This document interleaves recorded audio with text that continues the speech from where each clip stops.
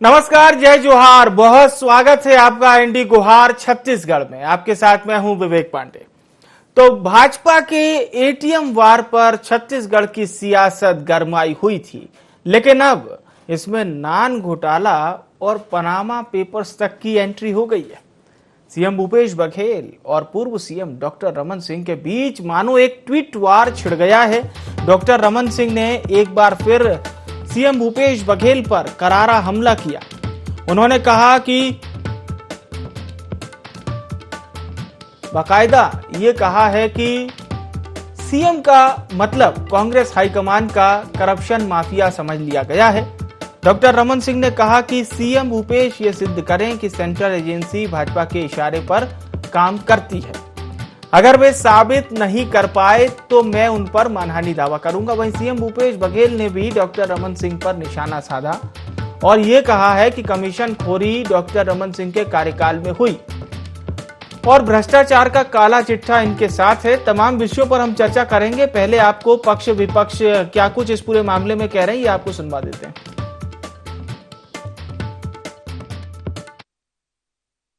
पहली बात तो ये है कि मैंने कल आप ही बात किया था कि उन्होंने आरोप लगाया था और प्रेस विज्ञप्ति उसका है कि ये सोनिया गांधी की एटीएम, यही है ना उसका प्रेस विज्ञप्ति, गलत बोला हूं? और दूसरा उन्होंने कहा 25 रुपया कोयले में प्रति टन कमीशन लेते हैं। ये दो लाइन है। मैंने कहा इसको प्रमाणित करिए। अब प्रमाणित नहीं करेंगे तो आपके खिलाफ कार्रवाई करेंगे, कानूनी मानहानि दावा करेंगे। उस मामले में तो बोलना बंद कर दिया। अब वो दूसरी बात कहने लगे कि रमन सिंह जी आप अपने बयान से बदल क्यों रहे हैं? कमीशन खोरी आपके समय में आप खुद ही बयान दिए हैं कि 1 साल कमीशन मत लो, तो दाएं बाएं मत करे। पूरा भ्रष्टाचार का काला चिट्ठा उनके साथ है और ईडी जांच कर रही ना, ईडी जांच कर रही है। तो ये सीएम सर कौन है, क्यों नहीं बताते? छत्तीसगढ़ में भारतीय जनता पार्टी अपनी लड़ाई लड़ने में सक्षम है। इस प्रदेश में जिस प्रकार से सरकार चल रही है और इस सरकार के खिलाफ में अनेक आंदोलन भारतीय जनता पार्टी द्वारा किए गए हैं, लगभग ये सरकार असफल साबित हो गई है। भ्रष्टाचार चरम सीमा पर और उसके साथ में योजनाओं का जो हम हश्र देख रहे हैं। ऐसे में सरकार की ओर से ये आरोप लगाना कि ईडी का, आईटी का दुरुपयोग और इस लड़ाई में उनको शामिल करना, मुझे लगता है कि स्वतंत्र एजेंसियां हैं, पहले भी काम करती रही हैं, आगे भी काम करती रहेंगी। जहां तक छत्तीसगढ़ में भाजपा की बात है, भाजपा मजबूत स्थिति में है, लड़ाई लड़ने में सक्षम है। तो देखिए और समझने की अगर हम कोशिश करें नेताओं के बयानों को, तो उसमें यही बात नजर आती है कि हम पूरी तरह से पाक साफ हैं और आपके ऊपर ये जो आरोप लग रहे हैं इसके जवाब आप कब देंगे। खैर, अब इस विषय पर हम चर्चा शुरू करते हैं। खास मेहमान जुड़ चुके हैं, अभय नारायण राय जी हमारे साथ जुड़ चुके हैं, कांग्रेस पार्टी के प्रवक्ता हैं। राजीव चक्रवर्ती जी हमारे साथ जुड़ चुके हैं, प्रवक्ता हैं भारतीय जनता पार्टी के। और राजनीतिक विश्लेषक लखन चौधरी साहब भी हमारे साथ जुड़ चुके हैं। आप सभी मेहमानों का बहुत स्वागत है। लखन जी, मैं चाहूंगा चर्चा की शुरुआत आपसे हो। जब भी हम छत्तीसगढ़ में चाहे वो कोई भी मामला सुनते हैं, 2012-11 से भी अगर चालू कर दीजिए, बहुत ऐसे मामले हो गए जो छत्तीसगढ़ के परिप्रेक्ष्य में तो ऐसा लगने लगा था कि छत्तीसगढ़ राज्य का नाम कम बार लिया जाने लगा। लेकिन ये चाहे नान घोटाला हो, अखफोड़वा कांड हो, ये सब लगातार चलते रह गए। भारतीय जनता पार्टी जिस तरह से कांग्रेस के लगातार मामले उठा रही है, मैं आपसे एक निचोड़ चाहूंगा, जनता पर इसका वैकल्पिक असर भी क्या पड़ता है ये भी बताइए, और साथ ही साथ क्या ये वार पलटवार तक ही सीमित रहने वाली बातें रहती हैं बस? विवेक जी, बहुत अच्छा मुद्दा आप लोगों ने आज उठाया है। देखिए, इस पिछले कुछ दिनों से वार पलटवार का जो ये मुद्दा है सोशल मीडिया में खास करके खूब जोर शोर से चल रहा है और यहाँ की जो जनता है, आम जनता भी और बौद्धिक वर्ग भी और सारे लोग जो है चटखारे ले लेकर जो है इस तरह की खबरों को पढ़ रहे हैं, मजा ले रहे हैं। लेकिन ये मुझे लगता है कि ये दुर्भाग्यपूर्ण स्थिति है कि दोनों मुख्यमंत्रियों के बीच में जिस तरह से एक दूसरे के ऊपर आरोप प्रत्यारोप लगाए जा रहे हैं, इससे दोनों पार्टियों को मुझे लगता है बचना चाहिए। जी 15 साल के शासनकाल के बारे में भूपेश बघेल जी भी हमेशा आरोप लगाते हैं, नान डायरी और पनामा और सारी जो चीजें हैं वो पुराने सब, अभी अभिषेक उनके बेटे का रमन सिंह जी के वो सब मामला आ रहा है। रमन सिंह जी भी बहुत ही आक्रामक तरीके से पिछले 3-3.5 साल में रमन सिंह जी इतने आक्रामक शायद नहीं हुए थे, इस बार ऐसा जनता महसूस कर रही है, और बड़े ही आक्रामक तरीके से भूपेश बघेल के ऊपर वार कर रहे हैं। और कई लोग तो ये कह रहे हैं, जानकार और याद भी आ रही है कि सीडी कांड जो भूपेश बघेल जिसमें अंदर हुए थे, जिनको 3-4 महीने तक अंदर किया गया था, तो उस दिन की भी लोगों ने याद करना शुरू कर दिया है कि ये इस स्तर पर जो है चला गया है, वार प्रत्यारोप जो है, आरोप प्रत्यारोप जो है। तो मुझे लगता है कि ये राजनीति अभी और बढ़ेगी आने वाले दिनों में, जैसे जैसे चुनाव पास आएंगे और इस तरह के आरोप प्रत्यारोप बढ़ेंगे, लेकिन जनता पर इसका कोई खास असर पड़ेगा ये कहना अभी थोड़ा सा जल्दबाजी लगती है। क्योंकि देखिए इस समय जनता जो है इतनी परिपक्व हो चुकी है, मैच्योर हो चुकी है, और ये सब चीजों में मजा लेती है और जानती है कि अंत में किसको जो है वोट करना है, किसको फैसला देना है। तो अभी तो मुझे लगता है कि थोड़ी सी ये कहना कि जनता पर इसका कोई खासा असर पड़ेगा जल्दबाजी होगी। लेकिन लिहाजा छत्तीसगढ़ की राजनीति में एक जो है इस तरह की जो घटनाएं बढ़ रही हैं वो आने वाले दिनों में और बढ़ेंगी, ऐसा मुझे लगता है। ठीक है, मैं अभय जी से भी सवाल करना चाहता हूं। अभय जी, आप तो पार्टी के सीनियर नेता हैं।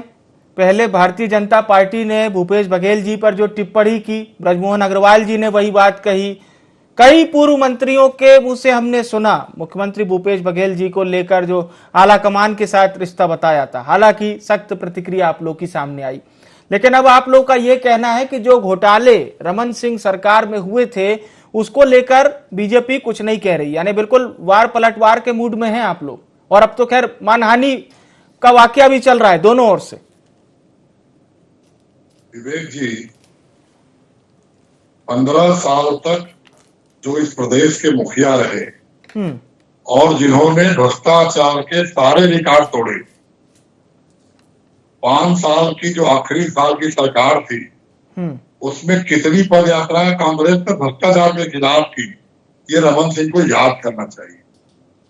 नसबंदी कांड हो, कोड़वा कांड हो, नान घोटाला हो, पनामा हो, नान घोटाले की डायरी हो, इन तमाम बातों को छत्तीसगढ़ की जनता ने देखा, जाना, समझा जी। और अब वही रमन सिंह किस साबुन से नहा के आ गए।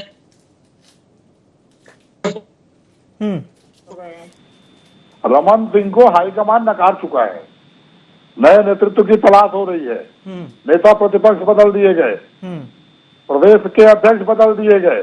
अब रमन सिंह अपने आप को स्थापित करने के लिए, अपने आप को हाईकमान की निगाह में दिखाने के लिए उलूल जलूल बयानबाजी कर रहे हैं।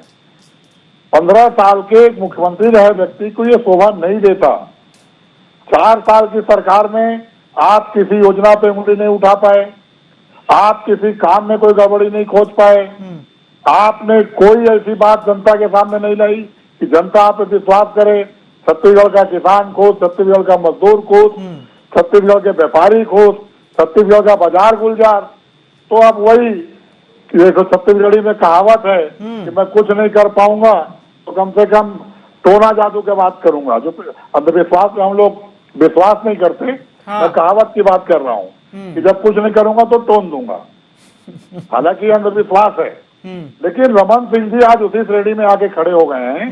रमन सिंह जी से अभी भी मैं चाहता हूँ कि भूपेश बघेल जी को चैलेंज को स्वीकार करें, या तो सबूत पेश करें या जनता से माफी मांगे। गाल बजाने से कुछ नहीं होगा, ट्वीट करने से कुछ नहीं होगा, और आपको नहीं बोलेगा सरकार। आपको लोग याद रखे हुए हैं, आप वही रमन सिंह हो जो गरीबों का चावल बेच दिए, आप वही रमन सिंह हो जो नसबंदी कांड में दवाइयों का पैसा खा के बैठे हैं, आप वही रमन सिंह हो कि आपके बेटे का एड्रेस था पनामा कांड में। और मैं सबसे बड़ी बात विवेक जी, जी। तो छत्तीसगढ़ की जनता और पूरे देश की जनता पूछ रही है कि ईडी मध्य प्रदेश क्यों नहीं जाती, ईडी गुजरात क्यों नहीं जाती, ईडी भाजपा शासित राज्यों में क्यों नहीं जाती, ईडी केवल और केवल कांग्रेस राज्यों में। और अगर कांग्रेस का अभी इतनी तो नफरत है तो जनता के पास जाइए। अभी तो छत्तीसगढ़ ठिया भी बना हुआ है, अभी तो छत्तीसगढ़ ठिया बना हुआ है ईडी का, ठीक है। यही तो हम तो कह रहे हैं ना। मैं राजीव जी के पास जरूर आना चाहूंगा। कागज निकाल लो। जी जी जी, राजीव जी आप लोग, जी जी राजीव जी आप लोग एक बार रमन सिंह के छापा डाल लो और बता दो कि जो एड्रेस है वो किसका है। चलिए ईडी के अधिकारियों को रमन सिंह के भ्रष्टाचार दिखाई नहीं देते। और हिंदुस्तान का रिकॉर्ड है कि दूसरी पार्टी का कोई नेता जो ईडी में फंसा रहता है, जैसी भाजपा में शामिल होता है वो शुद्ध हो जाता है। तो भारतीय जनता पार्टी। चलिए हम राजीव जी से भी प्रतिक्रिया लेते हैं। राजीव जी इंतजार कर रहे हैं अपनी प्रतिक्रिया का। जी चक्रवर्ती साहब, आपकी प्रतिक्रिया भी, और साथ ही साथ आप लोग भूपेश बघेल जी पर जो बयान आप लोगों ने दिया कि सिर्फ उनका उपयोग आला कमान किस तरह से करता, हालांकि मैं उस बयान पर नहीं जाना चाहूंगा, और उसके बाद से ही सियासत गरमाई हुई है दोनों ओर से। सबसे पहले तो अभय जी ने जो कहा कि रमन सिंह जी को शोभा नहीं देता कि वो क्या बयान दिए हैं 15 साल के मुख्यमंत्री, तो डॉक्टर रमन सिंह ने जो बयान दिया है वो पार्टी का अधिकृत बयान है। पार्टी के, हमारे पार्टी में ऐसा नहीं होता कि भूपेश बघेल जी अलग से कोई प्रेस कॉन्फ्रेंस ले ले, कोई अलग से कोई कांग्रेस का, जैसे आपके यहाँ जो जयसिंह थे राजस्व मंत्री, उन्होंने प्रेस कॉन्फ्रेंस करके कहा, और वो अधिकृत था कि नहीं, कि रानू साहू जी भ्रष्टाचारी, महाभ्रष्टाचारी कलेक्टर है। तो हम भ्रष्टाचार की तो गाथा लिख रहे हैं, तो उस गाथा में सबसे पहले अगर वही चीज है राजीव जी, तो ईडी की कार्रवाई चल रही है ना। हम तो केवल ये चल रही है ना, इनके मंत्री, हम तो केवल ये पूछ रहे हैं। सुन लीजिए विवेक जी, धैर्य से सुनिए। मैंने अभी मैं पूछा, प्रतिपक्ष में पूछकर मेरे लय को मत तोड़िए। नहीं, हम लोग की कोशिश रहेगी राजीव जी, आप पूरा समय लीजिएगा, लेकिन जो आज का मुद्दा है सिर्फ हम उस पर चर्चा करेंगे। राजीव जी जो मुद्दा वही है, मुद्दा है चार्जशीट जो चल रहा है, मुद्दा है जो ईडी का यहाँ पे इन्फोर्समेंट डायरेक्टरेट का जो यहाँ पर रेट पड़ा हुआ है, और उस रेट में इन्होंने कहा कि ईडी का उपयोग किया जाता है। भैया ईडी का उपयोग वहां कर रहा है 4 करोड़ कैश और गोल्ड जो मिलना अनऑथराइज, वो तो इशारा करता है कि दाल में काला नहीं, पूरी की पूरी दाल काली है। और जो भ्रष्टाचार, महाभ्रष्टाचार का भूपेश बघेल जी और शांगो पांग और जो पूरी उनकी टीम जो भ्रष्टाचार कर रही है, चाहे वो उत्तर प्रदेश चुनाव के पहले की और अभी जो हिमाचल के चुनाव, उसके लिए जो फंड मैनेजमेंट किया जा रहा है, तो अगर चुनौती है, अगर वो गलत है, अगर आप कहते हैं कि डॉक्टर रमन सिंह के समय गलत हुआ, तो आऊंगा आप भाई साहब आपके पास आऊंगा। और हमारी जो चुनौती है कि आप लोग रेत में पैसा खा रहे हैं, आप लोग कोयले की रॉयल्टी का पैसा खा रहे हैं, शराब में आप भ्रष्टाचार कर रहे हैं शराबबंदी के नाम पर, तो खुली चुनौती है। 25 रुपए कोयला टन, अगर ऐसा नहीं होता है तो चुनौती हो गई दोनों तरफ से। आप साबित करें नहीं होता, हमने साबित कर दिया है on screen, on paper, newspaper में भी आ गया, स्क्रीन में आ गया है कि कांग्रेस पार्टी ने छत्तीसगढ़ को चारागाह बना लिया है शोषण का। यहाँ लोगों के ऊपर अत्याचार हो रहा है भ्रष्टाचार की नई इमारत और इबारत गढ़ने के लिए, और ये सारा का सारा भ्रष्टाचार का पैसा दिल्ली जाता है, चाहे हिमाचल जाए या जहां कहीं भी उपचुनाव हो या चुनाव हो। तो इस प्रकार से ऐसा नहीं चलेगा। आप छत्तीसगढ़ अस्मिता की बात करते हैं, छत्तीसगढ़ का पैसा खा रहे हैं, छत्तीसगढ़ के माइंस का पैसा जो राजस्व कोष में आना चाहिए वो पैसा आप खा रहे हैं, और वो पैसा लेकर आप दुनिया जहान बांट रहे हैं। तो ये छत्तीसगढ़ कांग्रेस पार्टी का एटीएम नहीं है, ये नहीं चलेगा। और जो कहते हैं, आपके मंत्री भी आरोप लगाते हैं, और जो जब मंत्री आरोप लगाते हैं तो ईडी ने संज्ञान लिया, और ईडी ने संज्ञान लिया जो 4 करोड़ कैश मिले हैं, जो गोल्ड मिला है, वो कहानी कहती है कि महाभ्रष्टाचार की अगर कोई सरकार बनी है इतिहास में भूतो न भविष्यति, तो भूपेश बघेल की सरकार है, जहां महाभ्रष्टाचार हो रहा है। प्रतिक्रिया लेता हूं लखन जी। राजीव चक्रवर्ती जी तो कह रहे हैं कि छत्तीसगढ़ सरकार के पास इतना पैसा है कि अन्य राज्यों तक को जा रहा है, लेकिन छत्तीसगढ़ सरकार के चाहे मुख्यमंत्री जी हो या फिर तमाम मंत्री हो, वो तो कहते हैं केंद्र से कई हजार करोड़ पैसा नहीं मिला। अगर वो पैसा हमें मिल जाए तो हम 1-2 ब्रिज नहीं बस्तर तक इतने ब्रिज बना देंगे क्या बताऊं। लेकिन मेरा जो सीधा अमृत सवाल, जल मिशन का पैसा इसीलिए रोका, हाँ जो पहले फेज में ही पता हाँ चल जी गया जी था जी, कि ये बहुत लखन जी बड़ा से सवाल है। लेकिन मेरा सवाल केवल लखन जी आपसे यही है कि थोड़ा इसको आम छत्तीसगढ़िया से भी जोड़िएगा और फिर हम अभय जी से उनकी पार्टी और सरकार का वक्तव्य लेंगे। लखन जी। जी देखिए, भाजपा पिछले 1.5-2 साल से जिस तरह से भ्रष्टाचार के मुद्दे को आरोप बनाकर जो है जिस तरह से जनता के बीच में आ रही है और सोशल मीडिया में आ रही है, उस मुद्दे में कुछ तो दम दिखाई देता है विवेक जी, क्योंकि अब जनता भी थोड़ी सी कहने लगी है कि भ्रष्टाचार का मामला जो है तेजी के साथ बढ़ा है। जैसे देखिए, अभी लगातार 40 बड़े अधिकारियों पर, IAS IPS अधिकारियों पर ईडी CBI IT के रेट पड़े हैं। तो ये एक बड़े मामले बनते हैं कि 4 साल के कार्यकाल में 40 आपके बड़े अधिकारियों को टारगेट किया गया है और उनसे बड़ी मात्रा में जो है रकम भी जमा हुई है। ऐसा नहीं है जब्त हुई है, हो रही है, जो सब जनता के डोमेन में, पब्लिक डोमेन में आ रही है। आज अभी खबर है कि 4 बड़े अधिकारियों को गिरफ्तार कर लिया गया है ईडी के द्वारा और अभी 2-3 और अधिकारियों को आजकल में गिरफ्तार जो है करने की जो है बातें आ रही है सामने।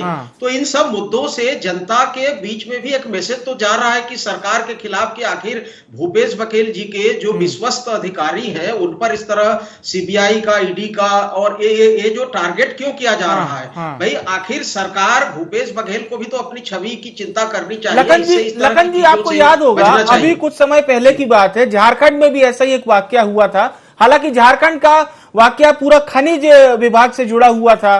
कुछ समय पहले आप चले जाइए तो उत्तर प्रदेश में बाकायदा IAS के ऊपर जो कार्रवाई हुई थी। पर इस तरह की चीजों से ब्यूरोक्रेसी कई बार ये कहती है कि ये हम लिप्त नहीं थे इस पूरे मामले में, हमें बलि का बकरा बनाया गया। लेकिन केवल ये कह के ब्यूरोक्रेसी अपनी इतिश्री नहीं कर सकती कहीं ना कहीं। बिल्कुल बिल्कुल, यही तो ब्यूरोक्रेसी पिछले कुछ दिनों से देखिए राजनीति में इस कदर जो है संगठित तरीके से और नेताओं के साथ, राजनेताओं के साथ इस तरह से इनका संगठित, भाई केजरीवाल जी ने भी यही सब चीजों को तो लेकर उठाया था, क्रोनी कैपिटलिज्म, सांठगांठ, आप उद्योगपतियों के साथ, नौकरशाही के साथ जिस तरह से सांठगांठ की बातें सामने आ रही है। तो कुल मिलाकर जनता के बीच में भूपेश बघेल की जो ग्रामीण अर्थव्यवस्था को मजबूत करने की जो छवि बनी थी, उस छवि को धक्का पहुंच रही है। मैं ये कह रहा हूं कि ठीक है कि भूपेश बघेल जी ने बहुत काम किया है, लेकिन उन कामों के पीछे में अब जो है इस तरह की चीजें, एंटी इनकम्बेंसी जिसको हम कहते हैं, सत्ता विरोधी लहरें जिसको कहते हैं, अब उभर कर आ रही है। तो इसका खामियाजा कहीं ना कहीं चुनाव में कांग्रेस को भुनाना पड़ेगा, भुगतना पड़ेगा और इसका नुकसान भी मुझे लगता है उठाना पड़ेगा। इसलिए कांग्रेस को, चूंकि सत्ता में है, आप सत्ता में है तो इसलिए आपको संभल के चलने की जरूरत है। भाजपा सत्ता के बाहर में है, वो तो तमाम तरह के आरोप लगाएगी। मैं बिल्कुल आपकी बात पे अभय जी से भी जवाब ले लेता हूं। अभय जी, आप अपना सीधी बात रख सकते हैं, जो राजीव जी ने सवाल किया आपसे। देखिए, राजीव जी तो रटा रटा पहाड़ा पढ़ के आए हैं और ईडी और CBI के भरोसे केंद्र की सरकार चलाने वाले लोग केवल उन राज्यों को टारगेट कर रहे हैं जहां पे विपक्ष की सरकार है। ये महाराष्ट्र जाएंगे, आज महाराष्ट्र क्यों नहीं जा रहे? आज महाराष्ट्र में सारी ईमानदारी हो गई जब एकनाथ शिंदे की भाजपा की सरकार बन गई।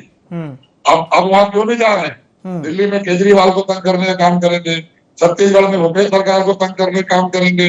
भूपेश बघेल तो जनता के बीच में अपनी बात रख रहे हैं, मीडिया के बीच अपनी बात रख रहे हैं और उन्होंने खुलेआम चैलेंज किया है। मार आने की बात भी अगर पहले किसी ने की तो भूपेश बघेल ने की, दमदारी से की। और भ्रष्टाचार का पहाड़ा 15 साल तक करने वाले लोग, इनको सत्ता दिखता है रात में, इनको सब कुछ याद है कि रेट कमीशन कैसे होता है, कोयला केंद्र सरकार का खरीद रहे हैं व्यापारी, छत्तीसगढ़ सरकार उसकी कहां पे आ गई। लेकिन पहाड़ा पढ़िए, बात करिए और इनके जो सबसे बड़े लोग जो सरपरस्त है भ्रष्टाचार के, उनको इन्होंने लगा दिया है कि तुम जाओ और झूठ बोलो, क्योंकि रमन सिंह की छवि तो खत्म हो चुकी है। अब कितना झूठ बोलेंगे, कोई छवि तो बननी नहीं है। उन्होंने इनको प्रयोग में ला दिया है कि आप जाइए बाजार में और आप वहां झूठ बोलिए, आरोप लगाते रहिए। रमन सिंह की बात को न तो पब्लिक सुनना चाहती है न पब्लिक मानेगी। किसान की लड़ाई लड़ने वाला, मजदूर की लड़ाई लड़ने वाला, मजदूर किसान को सम्मान देने वाले के ऊपर जिस तरह के आरोप लगाए जा रहे हैं, जिस तरह बात की जा रही है, 2023 में जनता के साथ ऐसे लोगों का बदला लेगी, क्योंकि ये छत्तीसगढ़िया स्वाभिमान का सवाल है जी। जब मुख्यमंत्री छत्तीसगढ़िया बन के बात करते हैं हाँ। तो भाजपा के पेट में दर्द हो रहा है। हाँ। उनका नहीं, तो छत्तीसगढ़िया ये बन के बर्दाश्त जो नहीं आप हो लोग बोल रहे हैं कि ये जो ईडी की कार्रवाई हो रही है कलेक्टर के ऊपर, ये आप लोग कह रहे हैं कि ये केवल और केवल सियासी कार्रवाई है, तो आम छत्तीसगढ़िया कांग्रेस पार्टी के साथ है? 100% साथ है। छत्तीसगढ़ियों का स्वाभिमान हमारे साथ है, छत्तीसगढ़ियों की ताकत हमारे साथ है। और भूपेश बघेल जब प्रदेश अध्यक्ष थे तब इन लोगों ने हमला किया। आज भूपेश बघेल मुख्यमंत्री है तब ये हमला कर रहे हैं। ये सिद्ध करता है इनको तकलीफ भूपेश बघेल से है, इनको तकलीफ किसान के बेटे से है, इनको तकलीफ छत्तीसगढ़ के बेटे से है, आप भी अपनी पूरी बात रखिएगा। मैं केवल अंतिम सवाल अभय जी आपसे ये, क्या ये अब दिल्ली बनाम रायपुर लड़ाई हो गई है क्या, ये पूरी जो हम लोग देख रहे हैं? क्योंकि बहुत चीजें होती है, जैसा दिखती है वैसा नजर नहीं आती। ये लड़ाई सच्चाई और झूठ की है। सच्चाई की जीत होगी और छत्तीसगढ़िया आज स्थापित हुआ है, छत्तीसगढ़िया आज मुख्यमंत्री है। आप लाख बात कर लें, लगातार ईडी की कार्रवाई करके, लगातार आप झूठे आरोप लगाकर, लगातार भूपेश बघेल के खिलाफ बोलकर आप छत्तीसगढ़िया बेटा का अपमान कर रहे हैं, जिसका आपकी बदला प्रतिक्रिया छत्तीसगढ़ की जनता लेगी। जी चक्रवर्ती जी। देखिए, छत्तीसगढ़ किसी परिवार या किसी व्यक्ति की जागीर नहीं है। छत्तीसगढ़ सबका है, हम सबका है जो छत्तीसगढ़ के लिए सोचते हैं। छत्तीसगढ़ को लूट खसोट करके छत्तीसगढ़ का रेती का पैसा, सीमेंट का पैसा, कोयले का पैसा आप डकैती करके सोनिया गांधी का घर भरेंगे, किसी कांग्रेस पार्टी का घर भरेंगे और छत्तीसगढ़ियावाद की बात करेंगे तो सर्वथा गलत है। छत्तीसगढ़ छत्तीसगढ़ियों का है, किसी परिवार की जागीर नहीं है, किसी पार्टी की जागीर नहीं है। और छत्तीसगढ़ का जो शोषण कर रहे हैं, ये अकूत भ्रष्टाचार कर रहे हैं, ये भ्रष्टाचार का जवाब आपको देना पड़ेगा। चलिए, आज अस्पतालों में समय दवाइयां नहीं हमारा है। कंप्लीट हो चुका है। बहुत बहुत धन्यवाद आप सभी सम्मानित जनों का हमारे साथ कार्यक्रम में शरीक होने के लिए। तो बात यही हो रही थी कि इस एटीएम वार के बाद आई अब सियासत में दूसरी एंट्री, यानी कि नान घोटाले तक अब सियासत में इस तरह के बयान बहुत या तो आम हो चुके हैं, या फिर इसका जरिया केवल और केवल यही होता है कि जनता का किसी भी प्रकार से आकर्षण प्राप्त किया जाए। भारतीय जनता पार्टी और कांग्रेस आमने सामने हैं। एटीएम वार से ये पूरी सियासत शुरू हुई थी, लेकिन अब रमन सिंह सरकार के समय हुए घोटालों तक जा पहुंची है और दोनों ही ओर से, यानी पूर्व सीएम रमन सिंह और वर्तमान सीएम भूपेश बघेल, दोनों के ही ओर से मानहानि की बात भी सामने आई। रमन सिंह का कहना है कि हम आपके ऊपर करेंगे और भूपेश बघेल जी ने यही बात उनके लिए भी कही है। सही कौन बोल रहा है, झूठ कौन बोल रहा है? क्योंकि अगर दोनों ही दलों के बड़े नेताओं की आप बातों को सुनेंगे तो दोनों अपनी अपनी ओर बिल्कुल आपको सही नजर आएंगे। पर देखना होगा कि छत्तीसगढ़ में इस तरह की सियासत और कितने दिनों तक चलती है और किसे इस सियासी बयानबाजियों का फायदा मिलता है, यह भी देखने वाली बात होगी। गुहार छत्तीसगढ़ में इतना ही। मुझे आने विवेक को दीजिए इजाजत। नमस्कार।